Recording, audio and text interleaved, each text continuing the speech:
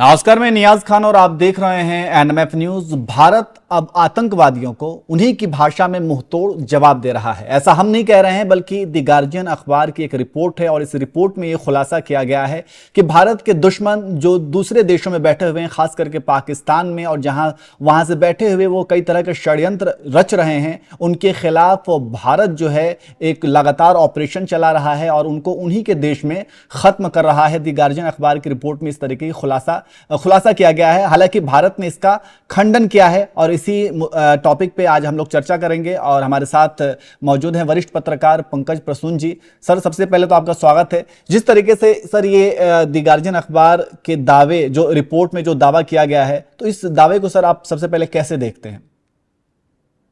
नहीं, देखिए, सबसे पहले जिन 3 लोगों ने रिपोर्ट तैयार किया है जी, हैना एले पीटरसन, आकाश हसन और एक और कोई बलोच है जिनका सरनेम बलोच है, वो तीनों ने ये रिपोर्ट तैयार की है।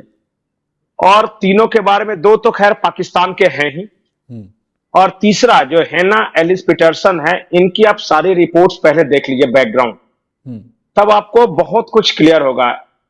ये बार बार एंटी इंडिया, भारत को बदनाम करने वाली रिपोर्टें ये तैयार करती रही हैं। आप एक बार जैसे उनका नाम डालिएगा, बहुत सारी चीजें गूगल में आ जाएगी। दूसरी बात कि भारत में कुछ लोग मूर्खतावश खुश हैं जी, और उन्हें लग रहा है कि वाह वाह, भारतीय खुफिया एजेंसियों ने घुसकर मार दिया, ये मार दिया, वो मार दिया। हकीकत यह है कि भारत की जो ऑफिशियल पॉलिसी है वो ये है कि हम इस तरह के ऑपरेशंस को अंजाम नहीं देते, और जब देते हैं तो हम घोषणा करते हैं। जैसे भारत ने कहा ना 2 बार, बालाकोट के टाइम में कहा, और वो जो इससे पहले जो पुंछ के पास क्या हुआ था, जिसपे फिल्म भी बनी थी, जो एक लैंड सर्जिकल स्ट्राइक किया था, एक बालाकोट किया था, एयर स्ट्राइक, नहीं, पुलवामा के बाद उरी सेक्टर में ये किया था जी। हाँ, तो 2 किए थे, एक लैंड सर्जिकल स्ट्राइक किया था और एक बालाकोट में एयर स्ट्राइक किया था।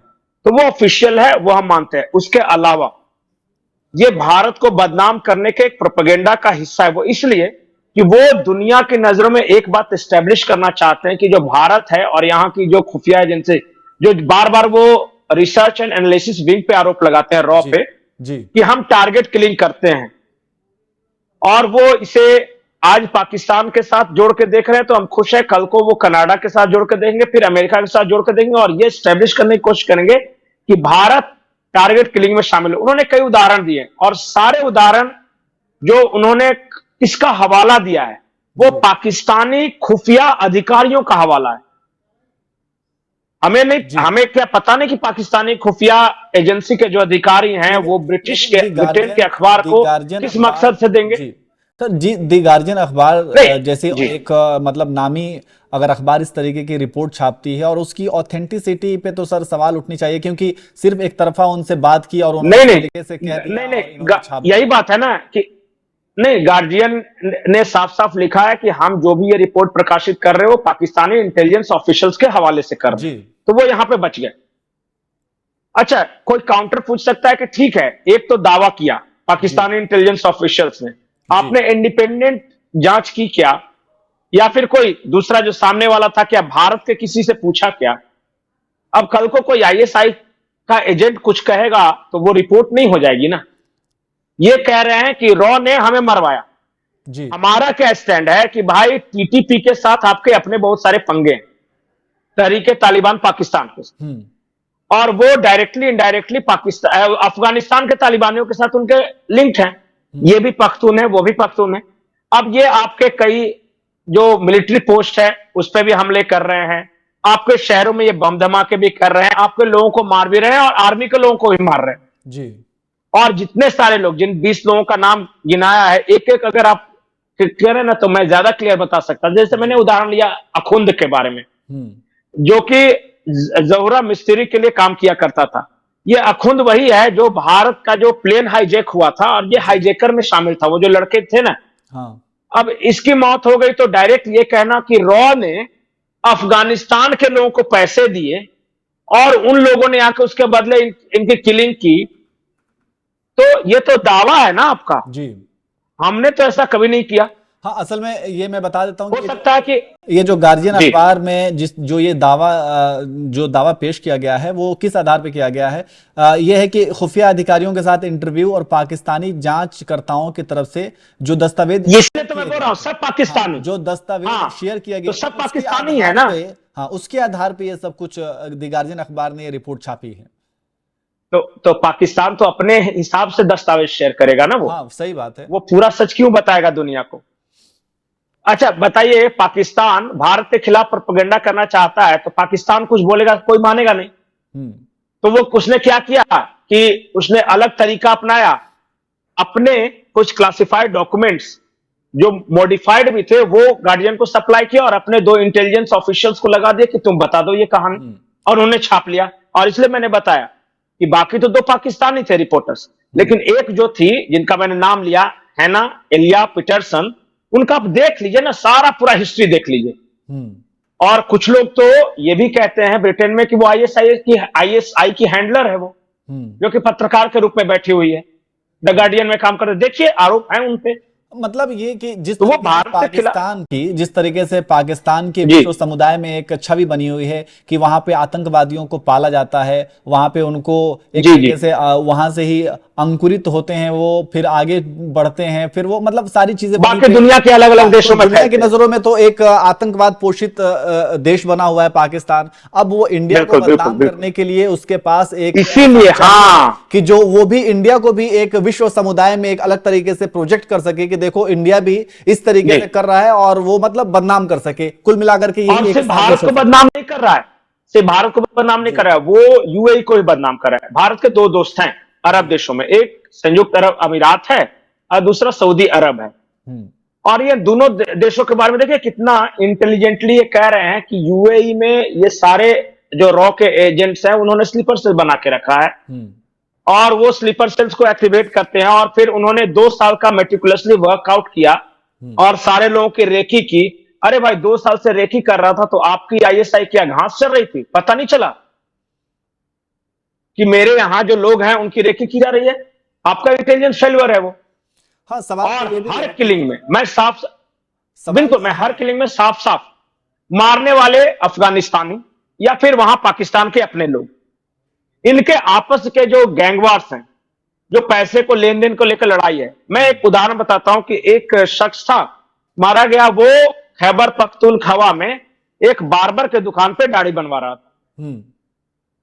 अब वो दाढ़ी बनते हुए उसकी किलिंग की गई, और जो किलर था वो अफगानी था। जब पकड़ा गया तो उसने ये कहा कि इस शख्स ने अफगानिस्तान में वॉर के लिए बहुत सारे लोगों को तैयार किया था और कई अफगानियों को मारा था। जेन्युइन रीजन था उसका इसके प्रति नफरत का। अब पाकिस्तान कह रहा है कि रॉ ने मरवाया जबरदस्ती। हाँ, कहीं ना कहीं रॉ का ऐसा खौफ है ना। अब कहीं ना कहीं उनके अपने इंटेलिजेंस का भी तो फेलियर है। अगर आपके देश में इस तरीके से हत्याएं हो रही हैं, और अब तक ये जो डेटा निकल करके सामने आया, अब तक 20 हत्याएं हो गई हैं, और जो गार्जियन अखबार में जो रिपोर्ट में नहीं 20 हत्याओं के बारे में उन्होंने कहा कि रॉ ने करवाया। हाँ, 20 हत्याएं हो गई हैं। हत्याएं तो बहुत सारी हुई हैं। कह दिया कि रॉ ने करवाया है, लेकिन कहीं ना कहीं आप पाकिस्तान की जो इंटेलिजेंस है उसकी कमजोरी सामने आ रही है कि कितना उनका मतलब कमजोर उनका इंटेलिजेंस है कि ये हत्याएं हो रही हैं और उन्हें पता भी नहीं चली, और सबसे आसान तरीका है कि भारत पे उसका जो है सारा ठिकरा फोड़ करवा रहे हैं। और ये सिर्फ नहीं, मैं बताता हूं पाकिस्तान। जी सर, जी पाकिस्तान के इंटेलिजेंस का हाल देखिए। उदाहरण, 2 हेलीकॉप्टर अफगानिस्तान से उड़ते हैं, इनके एबोटाबाद के मिलिट्री बेस के ठीक बगल में आ जाते हैं, 2 घंटे का ऑपरेशन चलाते हैं ओसामा बिन लादेन के खिलाफ, उसकी लाश को लेकर चले जाते हैं, इनको पता नहीं चलता। ये इनकी इंटेलिजेंस ऐसी है, सुरक्षा व्यवस्था, कि भारत के सैनिक पैदल घुसते हैं, इनके यहां लॉन्च पैड को तबाह करते हैं, वापस आ जाते हैं, एक सैनिक को खरोच नहीं लगती, इनको पता नहीं चलता। हमारा एरोप्लेन जाता है बालाकोट में, एयर स्ट्राइक करता है, आ जाता है, ठीक है, भारत का हो सकता है सक्षम होगा।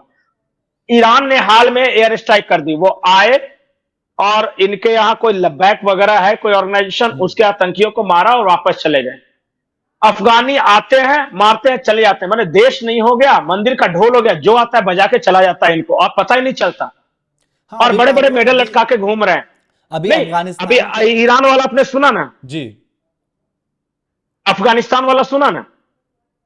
मतलब कैसा देश है भाई, कोई भी आता है पीट के चला जाता है आपको। हालांकि ये जब अफगानिस्तान पे तालिबानियों ने कब्जा किया तो पाकिस्तान तो बहुत ही खुश हो रहा था, और वो पता नहीं एक धर्म का एंगल दे करके सब जताने बताने में लगे हुए थे कि अब उनको ऐसा लग रहा था कि भारत के खिलाफ जो है उनकी जो नापाक साजिशें हैं वो कामयाब हो पाएंगी। चाइना उनके साथ है, अफगानिस्तान भी उनके साथ आ जाएगा, लेकिन जब तालिबानियों ने वहां पे कब्जा किया तो मतलब उनकी जो भी उनकी मंशा थी, जो भी रणनीति वो बनाने वाले थे, सब पे तालिबानियों ने पानी फेर दिया। अब जब वहां पे सीमाई इलाके में बमबारी हो रही है और तो उसको ये कह दे रहे हैं कि अफगानिस्तान जो है टीटीपी ये करा रहा है, लेकिन टीटीपी को पालने वाला कौन है? ये तो खुद पाकिस्तानी ही है। तो कुल मिलाकर के जहां पे कड़वा कड़वा थू थू और मीठा मीठा गप गप वाली ही बात है पाकिस्तान के लिए। मैं बताता हूं, दुनिया में किसी देश का नाम सुना है नियाज जो अपने ही नागरिकों पर ऊपर से बम बरसाता हो? ये पान की फौज ही एक लौती फौज है जो बांग्लादेश में भी बरसाया था जी। और आज ऑपरेशन जरबे अज़्ब के नाम पर वो पूरा खैबर पख्तूनख्वा में जितने पश्तून हैं उनके ऊपर बम बरसा रहा जी। अच्छा, दुनिया का कोई भी मुल्क आपने सुना था कि जो दो देशों की लड़ाई है फालतू में? अफगानिस्तान और पाकिस्तान के इस रिश्ते की शुरुआत हुई थी 9/11 अटैक के बाद। अमेरिका को करना था अफगानिस्तान पे हमला, किसी देश ने उसका साथ नहीं दिया। पाकिस्तान ने अपने एयरबेस भी प्रोवाइड किए जी, अपने लोगों को भी ट्रेंड किया और वहां घुसे भी, ये जिहाद के नाम पे घुसे किसी। अब बताइए, एक अफगानी जानता नहीं क्या कि हमारे यहां जो भी कत्ले गारत हुआ है अमेरिका के अलावा पाकिस्तान भी उसमें इन्वॉल्व? अमेरिका की मदद करने वाला देश है वो, क्यों ना? आज अगर पाकिस्तान का सब कुछ बर्बाद हुआ तो उस बर्बाद करने के लिए जो फ्लाइटें उड़ा करती थी, जो फाइटर जेट्स उड़ा करते, वो कहां से उड़ते थे? पाकिस्तान देश पे। ये कैसा आपका इस्लाम का भाई भाई है भाई, कि अपने ही पड़ोसी मुल्क को अमेरिका के द्वारा आप तबाह करवा रहे हो।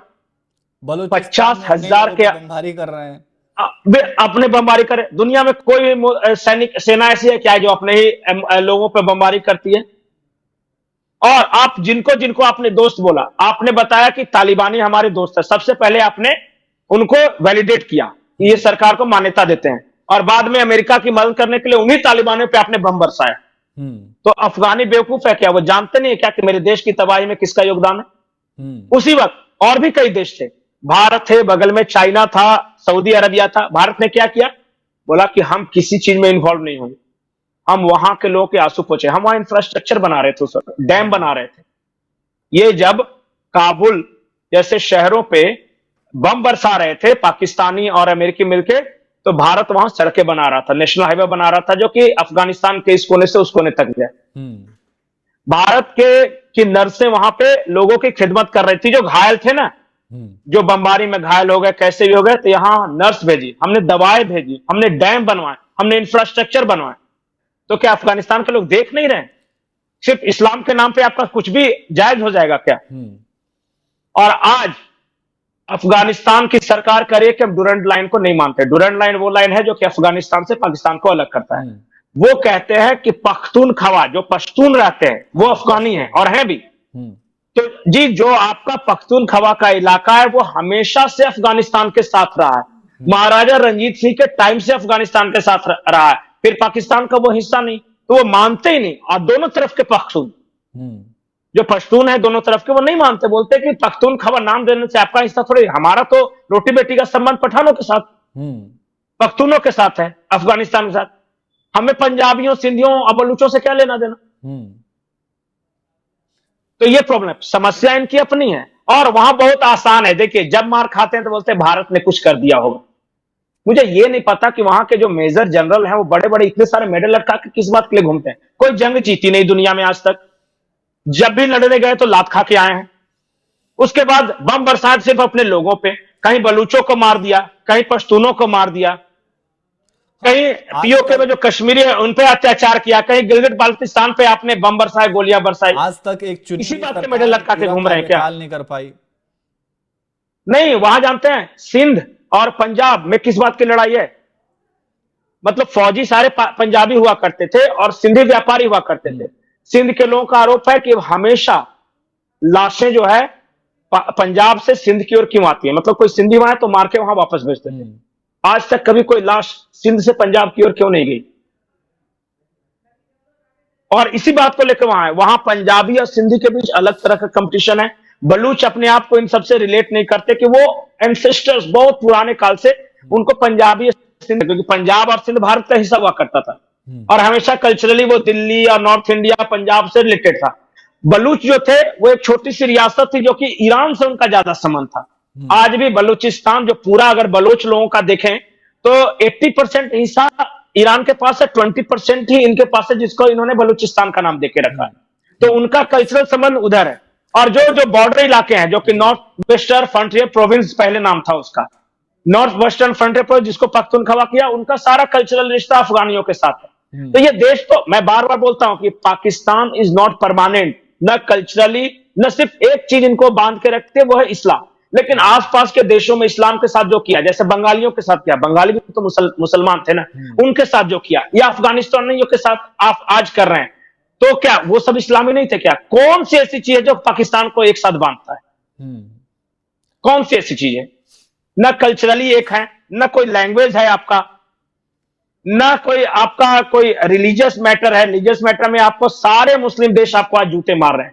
सऊदी अरब आपको मानता नहीं, जहां सारे धर्म के नाम पे ये बोलते रहते हैं, वही चीज अगर वो चाइना सबसे ज्यादा मैं बताऊं नियाज, नहीं सबसे ज्यादा अगर मुसलमानों का कत्लेआम करने वाली कोई फौज है तो पाकिस्तानी फौज है। आप गिनती कर लीजिए, बांग्लादेश, अफगानिस्तान, बलूचिस्तान, खैर पख्तूनख्वा मिला के कितने मुसलमानों को इन्होंने मारा है। मस्जिदों में जो बम ब्लास्ट होते हैं वो कौन करता है? बिल्कुल बिल्कुल। वहां पे जो आतंकी संगठन तो वहां के वो कौन करता है मस्जिदों में ब्लास्ट, और कौन लोगों की जान लेते हैं? तो वहां पे धर्म का जो सिस्टम है वो सिर्फ धर्म के नाम पर लोगों को वर्गलाना, वो सिर्फ भारत के लिए है जी, वो सिर्फ भारत के लिए। जब भारत के साथ झगड़ा हो तब तुम लोग इस्लाम हो, और बाकी कुछ भी करते हैं आपस में। अच्छा, यूएई ने हाल ही में चिट्ठी लिखी थी पाकिस्तान सरकार को कि भाई आपके यहां से जो आते हैं बहुत सारे पॉकेटमार हैं, चोर उचक्के हैं, हमारी जेलें भर गई हैं, इन्हें अपने वहां वापस ले जाओ, हमारे यहां जेलों में रखने के लिए जगह नहीं है। यूएई ने चिट्ठी लिखी।